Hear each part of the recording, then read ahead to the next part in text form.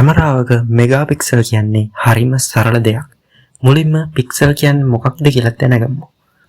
Pixel එකක් කියන්නේ digital රූපයක තියෙන කුඩාම තිත හෝ වර්ණ කොටසක්. අපි ෆොටෝ එකක් ලොකු කරලා බැලුවොත් ඔයාලට පේන පුංචි වර්ණ කොටු තමයි මේ පික්සල්. මේව මිලියන ගාන එකතු වෙලා තමයි මේ ඡායාරූපය නිර්මාණය වෙන්නේ. මෙගාපික්සල් කියන්නේ මිලියනයක පික්සල් ප්‍රමාණයකට. ඒ කියන්නේ මෙගාපික්සල් 24ක කැමරාවකට පික්සල් මිලියන 24ක් අඩංගු ඡායාරූපයක් ගන්න පුළුවන්. මෙගාපික්සල් වැදගත් වෙන්නේ ඇයි?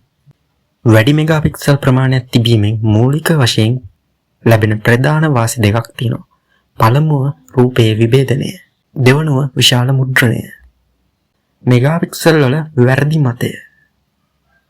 මෙගාපික්සල් කියන්නේ හොඳම ක්වොලිටිද? අපි දැන් කතා කරමු ඒ ගැන. මෙතන තමයි ගොඩක් අය වැරදියට තේරුම් ගන්න තැන. වැඩි මෙගාපික්සල් ප්‍රමාණයක් තිබීම හැම වෙලාවෙම හොඳම ෆොටෝ එකක් ගන්න, හොඳම ක්වොලිටි එකේ ෆොටෝ එකක් ගන්න අදහස් කරන්නේ නැහැ. ෆොටෝ එක ගුණාත්මක භාවය, ෆොටෝ එක ක්වොලිටිය මෙගාපික්සල් වලට වඩා බලපාන තවත් වැදගත් සාධක තුනක් තියෙනවා.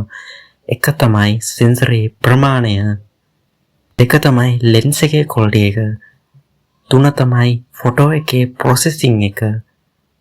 ඒක නිසා මෙගාපික්සල් 20ක ෆුල් ෆ්‍රේම් කැමරාවක් සමහර විට මෙගාපික්සල් 108ක ස්මාර්ට්ෆෝන් කැමරාවකට වඩා හොඳ ඡායාරූපයක් ගන්න පුළුවන්. වැඩිදුර සෙන්සරේ ප්‍රමාණය, සෙන්සර් සයිස් එක ගැන කතා කරමු. කැමරාවේ සංවේදකය විශාල වන තරමට එයට වැඩි ආලෝකයක් ග්‍රහණය කරගන්න පුළුවන්. උසස් තත්ත්වයේ ඡායාරූපයක් සඳහා මෙම මෙගාපික්සල් ගණනට වඩා සෙන්සරේ ප්‍රමාණය වැදගත්. ඒ වගේම තමයි අපි කතා කරමු ලෙන්ස් එකේ ක්වොලිටිය ගැන. කැමරාවට එන ආලෝකය සෙන්සරේ වෙත යොමු කරන්නේ කාචේ. ඉමේජ් ප්‍රොසෙසින් එකත් එහෙම තමයි. කැමරාවේ තියෙන සොෆ්ට්වෙයාර් මගින් තමයි පික්සල් දත්ත සකස්සලා ඡායාරූපය අවසන් ගුණාත්මක භාවයට පත් කරන්නේ.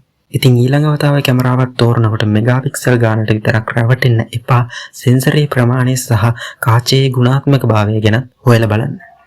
ඉතින් මේ වීඩියෝ ප්‍රයෝජනවත් වුණා නම් ලයික් කරන්න, කමෙන්ට් කරන්න, ෂෙයා කරන්න, channel එකට subscribe කරන්න.